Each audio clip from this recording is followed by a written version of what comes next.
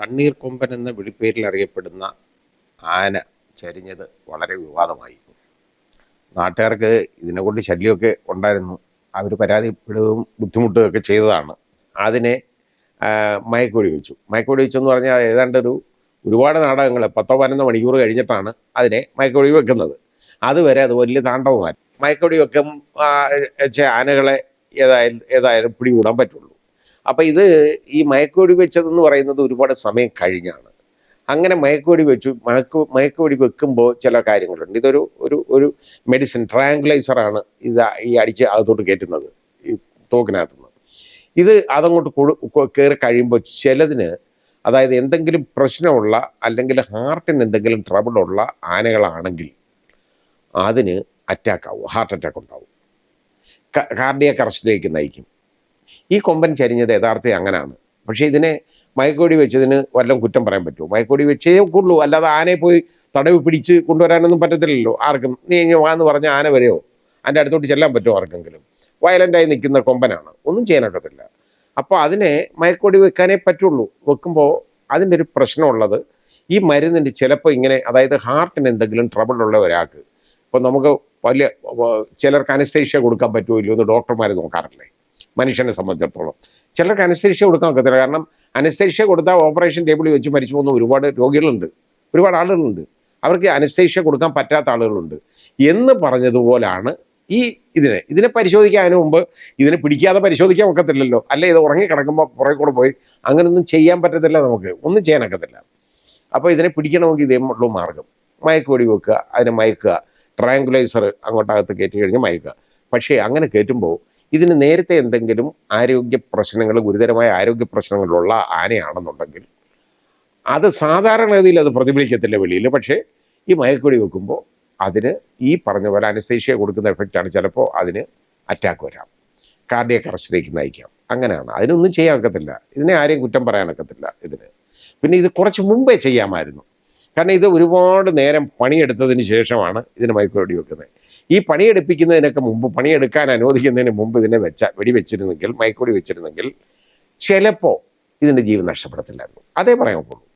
അതൊക്കെ അതിൻ്റെ മേലധികാരികളുടെയൊക്കെ ഭാഗത്തു നിന്നുള്ള അലംഭാവവും വീഴ്ചയും ആലോചന ഇല്ലായ്മയും ഒക്കെയാണ്. സമയാസമയങ്ങളിൽ ഒരു ഉത്തരവ് കൊടുക്കാൻ പലപ്പോഴും ഈ അധികാരികൾ തയ്യാറാകത്തില്ല. അവർ താമസിക്കുകയാണ്. കാരണം എന്താണെന്നറിയാം, ചിന്താക്കുഴപ്പമാണ് ഇവിടെ. ആ ചിന്താക്കുഴപ്പമല്ല വേണ്ടത്, ഒരു ഡു ഓർ ഡൈ സിറ്റുവേഷനാണ് ഇങ്ങനെയുള്ളത്. അങ്ങനെ വരുന്നുണ്ടെങ്കിൽ എന്തെങ്കിലും ചെയ്യണം. ആ ചെയ്യാതിരിക്കുക എന്ന് പറയുന്നതിനകത്ത് വലിയ അർത്ഥമില്ല. നോക്കാം എന്ന് പറഞ്ഞുകൊണ്ടിരുന്നു കഴിഞ്ഞാൽ നോക്കാൻ കൊണ്ടിരിക്കാനേ ഒക്കുള്ളൂ. അവസാനം ഇതേപോലെ സംഭവിക്കും. അത് ശരിയായില്ല, പാടില്ല. അപ്പോൾ അത് മാൻ അനിമൽ കോൺഫ്ലിക്റ്റ് എന്ന് പറയുന്നത് ഇന്നത്തെ കാലത്ത് വർദ്ധിച്ചുകൊണ്ടിരിക്കുകയാണ്. പ്രത്യേകിച്ച് വേനൽക്കാലമാകുമ്പോൾ ഈ ആനകൾക്കൊക്കെ വെള്ളം കുടിക്കാനും ഒക്കെ ആയിട്ട് അത് വനത്തിൽ മിക്കവാറും വെള്ളം അവൈലബിൾ അല്ലാത്തതുകൊണ്ട് അതിങ്ങിറങ്ങി വരും, നാട്ടിലേക്ക് ഇറങ്ങി വരും. പക്ഷേ അങ്ങനെ വരുന്ന കൂട്ടത്തിൽ ചിലത് വലിയ കുഴപ്പമുണ്ടാക്കും. ഇത് വളരെ വലിയ ആറാട്ട് നടത്തിയ ഒരു ആനയാണ് ഈ തണ്ണീർക്കൊമ്പൻ എന്നുള്ള പേരിൽ അറിയപ്പെടുന്ന ആന. അപ്പോൾ അത് നാട്ടിലേക്ക് ഇറങ്ങി വരുന്നതിൻ്റെ കാരണം എന്ന് പറഞ്ഞാൽ, ഒന്ന്, ആഹാര സാധനങ്ങൾ വനത്തിൽ കിട്ടാതാവും. വനത്തിൽ കിട്ടാതെന്ന് പറഞ്ഞാൽ ചില മരത്തിൻ്റെ തൊലികളും അതേപോലെ മറ്റ് ഈ പച്ചില വിഭവങ്ങളും ഒക്കെയാണ് ആന കഴിക്കുന്നത്. അത് അവിടെ വനത്തിൽ അവൈലബിൾ അല്ലാതെ വരുമ്പോൾ, അത് പ്രത്യേകിച്ച് വേനൽക്കാലത്ത് അവൈലബിൾ അല്ലാതെ വരുമ്പോഴാണ് അത് കഴിക്കാനായിട്ടും അതേപോലെ തന്നെ വെള്ളം കുടിക്കാനുമായിട്ടും ഒക്കെ ഇങ്ങോട്ട് ഇറങ്ങി വരുന്നത്. അപ്പോൾ യഥാർത്ഥത്തിൽ ഈ ഈറ്റ ഒക്കെ വനത്തിൽ ശരിയായിട്ട് അവൈലബിൾ ആണെന്നുണ്ടെങ്കിൽ അതൊക്കെ തിന്ന് വളരെ സുഖമായിട്ട് നടക്കുന്നതാണ് ആനയുടെ ഒരു സ്വഭാവം. അതില്ലാതെ വരും പലപ്പോഴും. ഈറ്റ പലപ്പോഴും ഇല്ലാതെ വരുന്നു. അത് വേനൽക്കാലം ആകുമ്പോൾ അതിൻ്റെ അവൈലബിലിറ്റി കുറയുന്നു. അപ്പോൾ അങ്ങനെയൊക്കെ ഉള്ള സമയത്ത് ഇതിന് നാട്ടിലേക്ക് ഇറങ്ങി വന്നാലേ എന്തെങ്കിലും ആഹാരം കിട്ടുള്ളൂ. നാട്ടിലേക്ക് ഇറങ്ങി വന്നു കഴിഞ്ഞാൽ തൈത്തക്കെങ്ങതുപ്പുണ്ട്, അത് വലിച്ച് പിഴുത് അതെല്ലാം വലിച്ചു കഴിഞ്ഞിട്ട് അതിൻ്റെ മണ്ട തിന്നും. അതാണ് ഇഷ്ടം. പിന്നെ ചില മരങ്ങളുടെ ബാർക്ക് അത് മുഴുവൻ കുത്തിയിളക്കി ഇത് കഴിക്കാറുണ്ട്. അങ്ങനെ കുത്തിയിളക്കിയെന്ന് പറഞ്ഞു കഴിഞ്ഞാൽ അത് റബ്ബറിൻ്റെ പോലും കുത്തിയിളക്കി തിന്നും ചിലപ്പോൾ.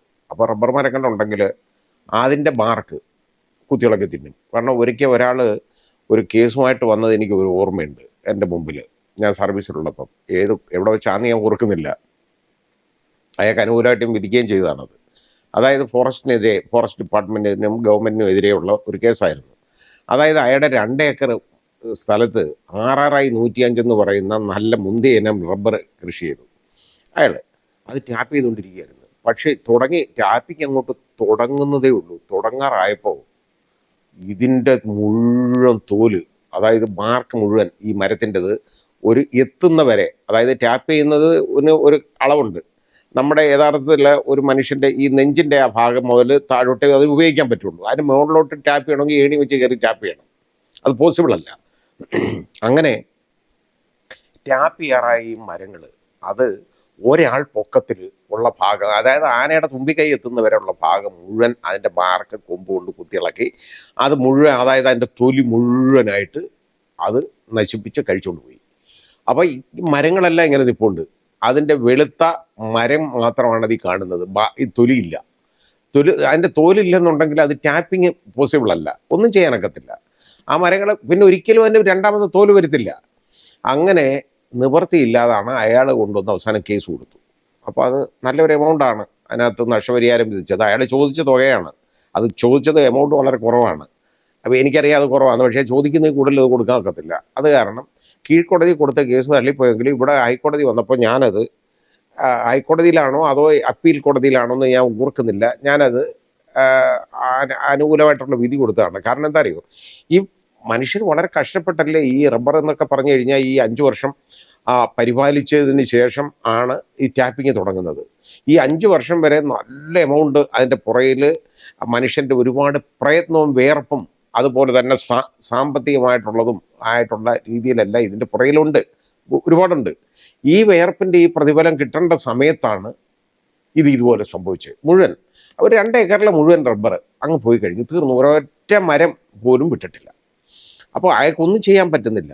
അത് പരാതിപ്പെടുകയൊക്കെ ചെയ്തു, ഒന്നുമില്ല. കാരണം ഫോറസ്റ്റിനടുത്തായതുകൊണ്ട് അവിടുന്ന് വനത്തിൽ നിന്നും ഇതും, എന്നാൽ ഫോറസ്റ്റിനോട് ചേർന്നുമല്ല ഈ ഉള്ള തൊട്ട് അതിനിടയിൽ വേറെ പ്രോപ്പർട്ടി ഉണ്ട്. അതിലൊന്നും അതിന് വേണ്ട, കാരണം ഇതിന് ഇഷ്ടമുള്ള സാധനം വേണം. അതുപോലെ തന്നെ വാഴ, ഇത് ഞാൻ ഒരുപാട് കണ്ടിട്ടുണ്ട്. മലക്കപ്പാറയിലുമൊക്കെ വാൽപ്പാറയിലുമൊക്കെ ഞാൻ ഇത് കണ്ടിട്ടുള്ളതാണ്. ആദിവാസി ആയിട്ടുള്ള പ്രശ്നത്തിന് ഞാൻ പോയിട്ടുണ്ട്. അവിടെ ഒക്കെ ഉള്ളതെന്ന് പറഞ്ഞു കഴിഞ്ഞാൽ ഇത് അവിടെ വേലി കെട്ടിയിട്ടുണ്ട് യഥാർത്ഥത്തിൽ. ആ വേലിൽ കൂടെ ഈ ചെറിയ കറണ്ട് പവർ പായിക്കാറുണ്ട് കേട്ടോ, വെച്ചിട്ട് DC കറണ്ട് അതിലേക്കൂടെ പോകും. ഇതിനകത്ത് വന്നാൽ ഇതിന് ഷോക്ക് അടിക്കും. അത് കാരണം അത് കയറുകയല്ല എന്നുള്ള ധാരണയില്ല. അതിന് ചെയ്യുന്ന പണി എന്താണെന്നറിയോ, ഇത് മനുഷ്യനെ വളരെ മനുഷ്യനെ പോലെയോ അതിനേക്കാഴോ ബുദ്ധിയുള്ള ഒരു സാധനമാണ് ഈ ആനയെന്ന് പറയുന്നത്. ഇത് നല്ല ഉണക്ക മരങ്ങൾ ഏതെങ്കിലും ഒടിച്ചിങ്ങോട്ട് എടുക്കും, വലുത് എടുത്തിട്ട് ഈ വേലിയിൽ അടിച്ച് വേലി പൊട്ടിക്കും. എന്നിട്ട് അതിൻ്റെ കൂടെ നിർബാധം അതോടുകൂടി പിന്നെ അതിനകത്ത് ഷോക്കൊന്നുമില്ല, അത് കയറി വരും. ആ രീതിയിലാണ് അവിടെ വന്നിട്ട് മുഴുവൻ നശിപ്പിക്കുക എന്ന് പറഞ്ഞാൽ ഞാൻ കണ്ടു. അതായത് 4 വർഷമൊക്കെ പ്രായമുള്ള കായ്ക്കാറായി വരുന്ന തെങ്ങുകൾ കേട്ടോ, ആ പാവങ്ങൾ നട്ട് പിടിപ്പിച്ചിരുന്നതാണ്. അത് മുഴുവൻ വലിച്ച് കീറി ചവിട്ടി തേച്ച് ഒന്നും ചെയ്യാനൊക്കത്തില്ല. പിന്നെ ഈ 4 വർഷം 5 വർഷം കാത്തിരിക്കുമ്പോഴാണ് ഈ തെങ്ങ് കായ്ക്കുന്നത്. ആ കായ്ക്കാറായ തെങ്ങുകളാണ് ഈ പണി മുഴുവൻ ചെയ്യുന്നത്. അതേപോലെ തന്നെ വാഴ, ഈ കൊലക്കാറായ വാഴയാണ് അതിൻ്റെ ഏറ്റവും ഇഷ്ടം. അതെന്നെ അറിയാതെ വാഴ കൊലക്കാറാവുന്ന വാഴ ചെയ്യുന്നതെന്ന് പറഞ്ഞു കഴിഞ്ഞാൽ വന്ന് അത് മുഴുവൻ വലിച്ചു കയറുമ്പോൾ ഇതിനകത്തുനിന്ന് അകത്തുകൂടി ഇത് വളർന്നു വരുമല്ലോ ആ സാധനം. അത് വളർന്നു വരുന്നത് മുഴുവൻ അതങ്ങ് തിന്നുക. അത് വാഴ മുഴുവൻ അതിൻ്റെ കൂടെ കൊലക്കാറാകാത്ത വാഴകളും കാണുന്നതെല്ലാം അതങ്ങ് നശിപ്പിക്കും. കാരണം അതിന് വലിയ ഉത്സാഹമാണ് ചെയ്യാനായിട്ട്. അപ്പോൾ അങ്ങനെ വരുന്ന ഉടനെ ഈ ജനങ്ങൾ വളരെ പൊറുതിമുട്ടും. അതുപോലെ തന്നെ കാട്ടുപന്നി, മരച്ചീനി കൃഷി ഒന്നും ചെയ്യാൻ പറ്റത്തില്ല. അത് മുഴുവൻ കുത്തി മറിച്ച് നശിപ്പിച്ച് അതിനെ കൊണ്ടുപോകും, മുഴുവൻ ഇടും. അത് കുറേ തിന്നും, ബാക്കിയെല്ലാം കളയും. ഇത് എന്ത് ചെയ്യാൻ പറ്റും? ഒന്നും ചെയ്യാനൊക്കത്തില്ല മനുഷ്യന്.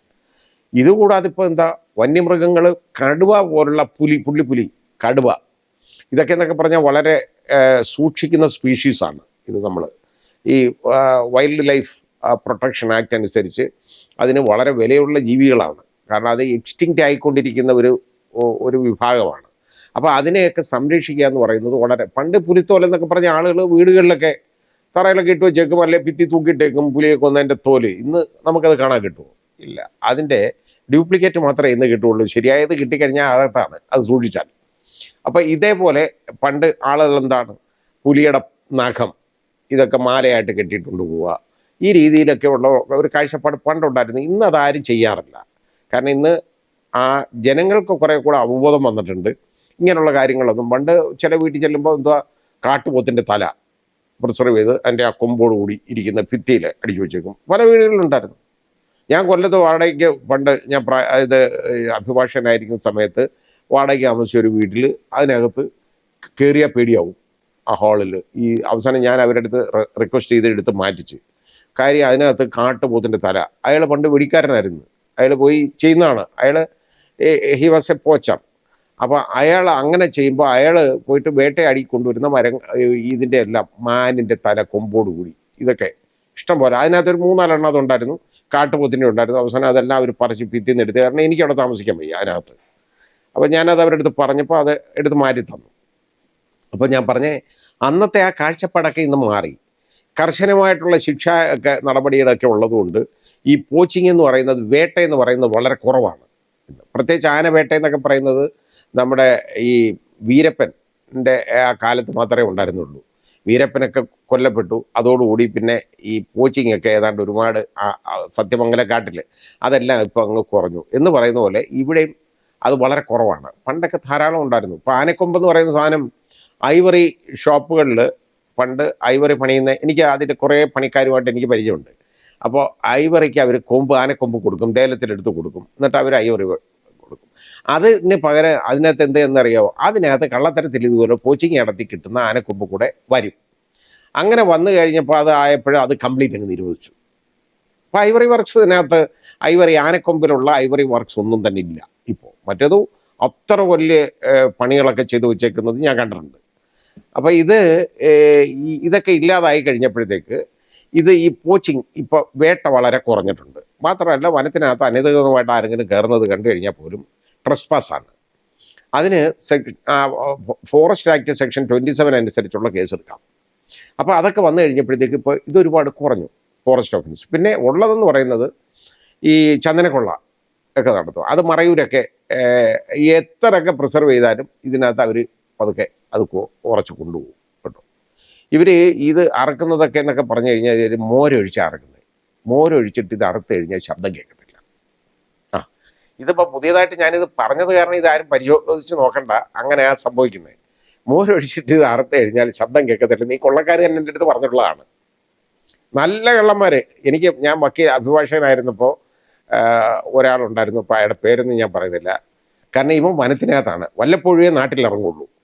വനത്തിനകത്ത് ഇവനെ പിടിക്കാനൊക്കത്തില്ല. കാരണം ഈ ഫോറസ്റ്റുകാർ പോയാലും അവൻ മരത്തിൻ്റെ മുകളിൽ കൂടാണ് ഓടുന്നത്. ഒരു മരത്തിൽ നിന്ന് തൂങ്ങി കുരങ്ങ് എങ്ങനെ ചാടുമോ അതേപോലെ ചിമ്പൻസി ചാടുന്നതുമാതിരി തന്നെ അടുത്ത മരത്തിലേക്ക് കയറും. അങ്ങനെ ഇറങ്ങണമെങ്കിൽ പിന്നെ കിലോമീറ്ററുകൾ കഴിഞ്ഞേ താഴെ ഇറങ്ങുള്ളൂ. അത് കാരണം ഇവർക്ക് ഇങ്ങനെ വളർന്ന് മേലോട്ട് നോക്കി നിൽക്കാമെന്നുള്ളതല്ലാതെ ഒന്നും ചെയ്യാനൊക്കത്തില്ല. ആ രീതിയിലുള്ള ആളുകൾ ഉണ്ടായിരുന്നു മുമ്പ്. ഇപ്പോൾ അയാൾ ജീവിച്ചിരിപ്പുണ്ടോ ഇല്ലയോ എന്ന് എനിക്കറിയില്ല. അയാളൊരു ആദിവാസിയായിരുന്നു. പക്ഷേ ഇതാണ് അവൻ്റെ പണി. അവൻ ചെയ്യുന്ന ഇതായിരുന്നു. ആനയെ വേട്ടയാടും, എല്ലാം ചെയ്യും, എല്ലാ പണിയും ചെയ്യുമായിരുന്നു. അങ്ങനെയൊക്കെ ഉണ്ടായിരുന്നു. ഞാൻ അയാളുടെ ഒരുപാട് കേസുകൾ എൻ്റെ ജൂനിയേഴ്സാണ് പോകുന്നതെങ്കിലും ഞാൻ നടത്തിയിട്ടുണ്ട്, ഒരുപാടെണ്ണം. വലിയ മാറ്റേഴ്സ് മാത്രം ഞാൻ വാദം പറയുകയൊക്കെ ചെയ്തിട്ടുണ്ട്, അല്ലാതെ ഒന്നും ചെയ്തിട്ടില്ല. അപ്പോൾ ഇങ്ങനെയുള്ളവരൊക്കെ ഇപ്പോൾ കുറവാണ്, ഇപ്പോൾ വളരെ കുറവാണ് അവർ. അപ്പോൾ അത് ഇപ്പോൾ പക്ഷേ ഇപ്പോൾ സംഭവിക്കുന്നത് എന്താ, ഇപ്പോൾ ആളുകളെയാണ് പണ്ട് ഇതിനെ ആളുകൾ ഉപദ്രവിച്ചുകൊണ്ടിരുന്നെങ്കിൽ ഇപ്പോൾ ഈ വന്യമൃഗങ്ങൾ വന്ന് ആളുകളെ ഉപദ്രവിക്കാൻ നമ്മൾ കാണുന്നത്. അതാ പ്രശ്നം. കാരണം ഇതിന് വനത്തിൽ കഴിയാനായിട്ട് യഥാർത്ഥത്തിൽ ഇടമില്ല ശരിയായ രീതിയിൽ.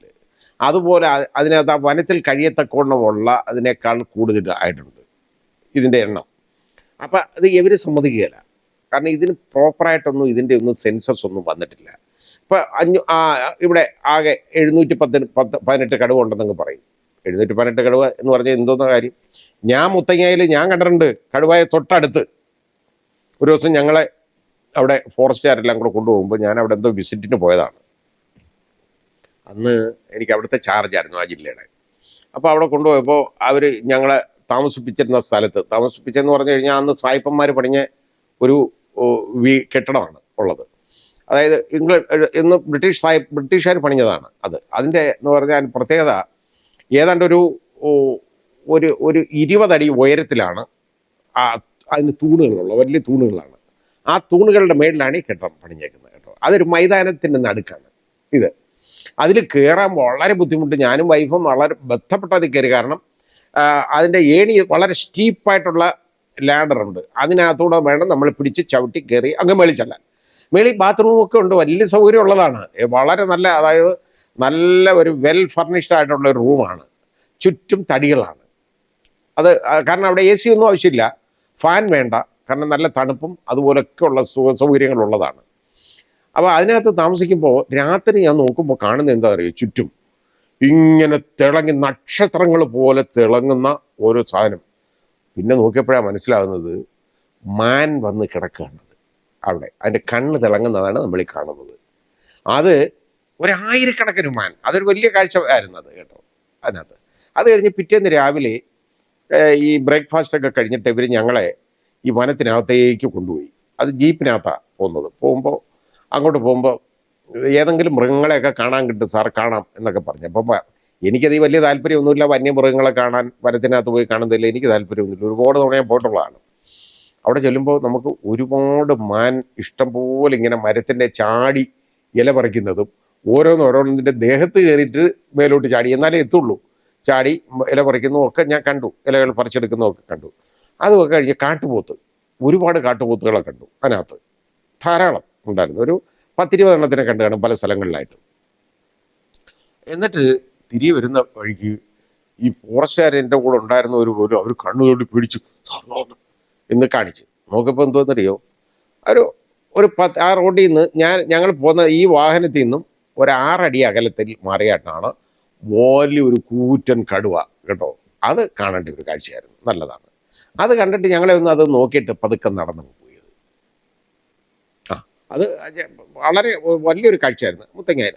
അപ്പോൾ അത് ഇഷ്ടംപോലെ ഉണ്ടെന്നുള്ള ഈ വഴിയിൽ കിടക്കുകയാണ്. ഇഷ്ടം വഴിയെന്ന് പറഞ്ഞാൽ അത് ആളുകൾ സഞ്ചരിക്കുന്ന കൂടെ വഴിയാണത്, ഓരോ സ്ഥലങ്ങളിലേക്കൊക്കെ പോകാനായിട്ട്. അതിൻ്റെ തൊട്ടടുത്ത് ഒരു 6 അടി അകലത്തിൽ അതൊരു മനുഷ്യൻ നടന്നു പോകുന്നത് കണ്ടാൽ വെറുതെ വിടുവോ? ഇല്ല. ഈ കടുവകൾ നരഭോജി എല്ലാം സാധാരണഗതിയിൽ നരഭോജികളല്ല കടുവകൾ. പക്ഷെ നമ്മളത് ദ ടൈഗേഴ്സ് ഓഫ് കുമയൂൺ എന്നും പറഞ്ഞ് എഴുതിയേക്കുന്ന പുസ്തകമുണ്ട്. കുമയൂണിലെ കടുവകൾ എന്ന് പറയുന്ന ഏറ്റവും വലിയൊരു വേട്ടക്കാരൻ എഴുതിയ ഒരു പുസ്തകമുണ്ട്. അപ്പം അതിനകത്ത് ഈ കടുവ നരഭോജി ആകുന്നത് എങ്ങനെയാണെന്ന് പറഞ്ഞിട്ടുണ്ട്. ഈ കടുവകൾ നരഭോജി ആവണമെന്നുണ്ടെങ്കിൽ അതിന് വേട്ടയാടി പിടിക്കാനുള്ള കഴിവില്ലാതെ പോകും ചിലപ്പോൾ, അല്ലെങ്കിൽ അത് മനുഷ്യനെ ഒന്നും പിടിക്കത്തൊന്നുമില്ല. അങ്ങനെയാണ്. ഇത് വേട്ടയാടി പിടിക്കാൻ ഒക്കാത്തതെന്ന് പറഞ്ഞാൽ ചിലപ്പോൾ അതിൻ്റെ കാലിന് എന്തെങ്കിലും മുറിവ്, അല്ലെങ്കിൽ അതിന് ആരോഗ്യക്കുറവ്, അല്ലെങ്കിൽ അകത്തെന്തെങ്കിലും അസുഖം, നമുക്കറിയാൻ പറ്റത്തില്ല. അതിനെല്ലാം അറിയാവുള്ളത്. അത് കാരണം അതിനെ ബാക്കി കൂട്ടത്തിൽ നിന്ന് ഇതിനെ ഇങ്ങ് പുറന്തള്ളും. മറ്റ് ആളുകളൊന്നും, അതായത് മറ്റ് കടുവകളൊന്നും ഇതിനെ അടുപ്പിക്കത്തില്ല. അങ്ങനെ വരുന്നുണ്ടെങ്കിൽ ഇതിന് വേറെ മാർഗമില്ലാതെ പോകുമ്പോഴാണ് ഇത് കിട്ടുന്നവരെ ആക്രമിക്കുന്നത്. അങ്ങനെയാണ് ഈ കന്നുകാലികളെ, നമ്മൾ വളർത്തുമൃഗങ്ങളെ ഒന്നും പണ്ടിത് ആക്രമിക്കത്തില്ല, അതിനെയൊക്കെ ആക്രമിക്കുന്നത്. അതുപോലെ മനുഷ്യരെ കൊല്ലുന്നത്. നരഭോജിയായിട്ട് ഒരു തവണ ഈ മനുഷ്യരക്തം രുചിച്ചു പോയാൽ പിന്നെ അത് എവിടെ കണ്ടാലും മനുഷ്യരെ തന്നെ തിന്നുള്ളൂ. കാര്യം അങ്ങനെയാണ് അതാണ് നമുക്ക് ആ പുസ്തകം, അതിൽ നിന്ന് ആ കുമയൂണിലെ കടുവകൾ എന്ന് പറയുന്ന പുസ്തകം ജിം കോർബറ്റ് എഴുതിയ അതാണ്. അത് വായിച്ചു കഴിഞ്ഞാൽ നമുക്ക് മനസ്സിലാവുന്ന ഏതാണ്. അത് ഒരു യഥാർത്ഥത്തിൽ നല്ലൊരു ഗവേഷണ ഗ്രന്ഥം തന്നെയാണ്. ഓരോ കടുവകളെ അയാൾ വെടിവെച്ച് കൊന്നിട്ടുള്ള എങ്ങനെയാണെന്ന് ആണ് അയാൾ കാണിക്കുന്നത്. അന്ന് അത് വേണമായിരുന്നു, അന്ന് മസ്റ്റായിരുന്നു. കാര്യം ഇതുപോലെ നരഭോജികളായിട്ട് മാറുന്നതിന് വേറെ മാർഗമില്ല. ഇപ്പോൾ ഇത് നാട്ടിലിറങ്ങി പുള്ളി കടുവ ഇതൊക്കെ ഇറങ്ങാന്നൊക്കെ പറഞ്ഞാൽ ഒരു കടുവയുടെ മുമ്പിൽ ഒരു മനുഷ്യനാകപ്പെട്ട ഒരു കാരണവശാലും അവൻ രക്ഷപ്പെടത്തില്ല. അല്ലെങ്കിൽ മോഹൻലാലിനെ പോലുള്ള പുലിമുരുകനെങ്ങാനും ആയിരിക്കണം, എന്നാലേ രക്ഷപ്പെടുള്ളൂ കേട്ടോ. ഇത് ഒരിക്കലും രക്ഷപ്പെടാൻ ഒക്കത്തില്ല. കാരണം കടുവയുടെയൊക്കെ തൂക്കം എന്നൊക്കെ പറയുന്നത് 350-400 കിലോ ഒക്കെയാണ്. 350 കിലോ ഒക്കെയാണ് തൂക്കം. ഇത് ചാടി വീണ് കഴിഞ്ഞാൽ അനങ്ങാൻ പറ്റത്തില്ല, ചതഞ്ഞു പോകും, ഒന്നും ചെയ്യാൻ പറ്റത്തില്ല. ഇത് ജനങ്ങളെ പരിഭ്രാന്തരാകുന്നതിന് വല്ല കുറ്റം പറയണ്ടോ? പറ്റുമോ? ആകെ ചെയ്യാനുള്ളത് ഇതിനെന്ത് മറുമരുന്നുണ്ടെന്ന് കണ്ടു കഴിഞ്ഞാൽ, ഇപ്പം ഈ ആനക്കൂട്ടം ഇറങ്ങി വരുന്നു, ആനകൾ ഇറങ്ങി വരുന്നു. അത് ഒറ്റയാനാണെങ്കിൽ വലിയ പ്രശ്നക്കാരനുമാണ്. പിന്നെ കുഞ്ഞുങ്ങൾ കൂടുണ്ടെങ്കിൽ, ആനയുടെ കുട്ടി അത് കൂടുണ്ടെങ്കിൽ അതും വലിയ പ്രശ്നമാണ്. കുട്ടിയല്ല കുഴപ്പമുണ്ടാക്കുന്നത്, ഈ കുട്ടിയെ ആക്രമിക്കും എന്നുള്ള ഒരു ഭീതി ഇതിനുണ്ട്. പിന്നെ ആ പിടിയാനയൊക്കെ ഉണ്ടല്ലോ, പിടിക്കാൻ കിട്ടത്തില്ല, ആ രീതിയിലാണ് ബാക്കി ചെയ്യുന്നത്. അത് ഉപദ്രവിക്കും. അത് ഏത് വിധത്തിലും ആനയ്ക്ക് ഉപദ്രവിക്കാൻ പറ്റും.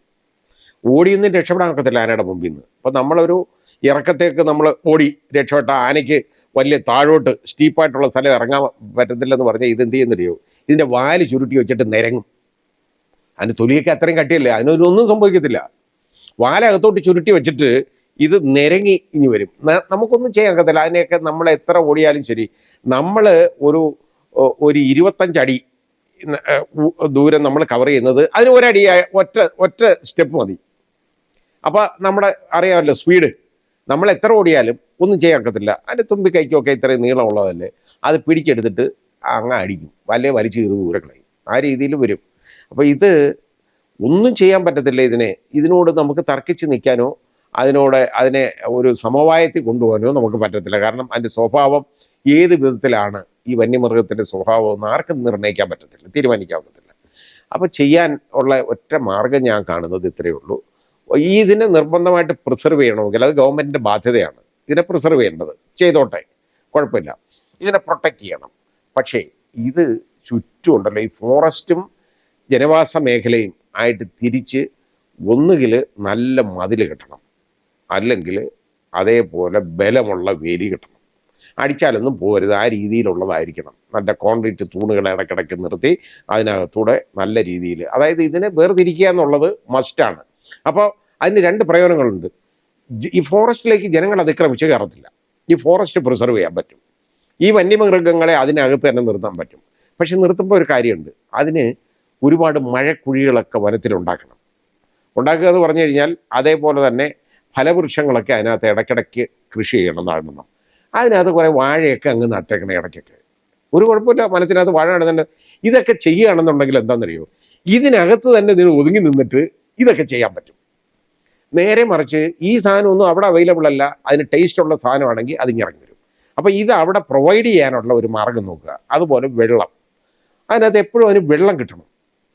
അത് ഈ മൃഗങ്ങളായാലും ഉണ്ടല്ലോ, അതിന് വെള്ളം കുടിക്കണ്ടേ. അതിന് പറയാൻ പറ്റുമോ എനിക്ക് വെള്ളം വേണമെന്ന്? അതിന് വെള്ളം കുടിക്കണം. അപ്പോൾ വെള്ളം അവിടെ അവൈലബിൾ ആണെങ്കിൽ ഇങ്ങോട്ട് ഇറങ്ങി വരേണ്ട കാര്യം പിന്നെ അതിനില്ല. അത് തമാശയ്ക്ക് പിക്നിക്കിന് ഇറങ്ങി വരുന്നതല്ല ഇതൊന്നും. ഇത് പിക്നിക്കിനോ ആളുകളെ ഉദരിക്കാനോ ഇറങ്ങി വരുന്നതല്ല, ഇതിന് ശല്യം കൊണ്ടാണ്. പിന്നെ ഇതേപോലെ ഞാൻ പറഞ്ഞില്ലേ, ഈ വന്യമൃഗങ്ങൾ, ഈ പുലി, കടുവ തുടങ്ങിയത്, ഇതൊക്കെ വേട്ടയാടാൻ അതിന് വയ്യാതെ വരുന്നെങ്കിൽ അതിന് വേണ്ട റിസർച്ച് അതിനകത്ത് നടത്തണം. അതിനകത്ത് ഇടയ്ക്കിടയ്ക്ക് അവർ പെട്രോളിംഗ് ഒക്കെ നടത്തിയിട്ട് കാണണം, മനസ്സിലാക്കണം അതിന് ആവശ്യതയുണ്ടെങ്കിൽ അതിനെ ഏതെങ്കിലും ഇതുപോലെ അതിനെ എങ്ങനെയെങ്കിലും വലയിലാക്കിയിട്ട് അതിനെ കൊണ്ടുവരണം.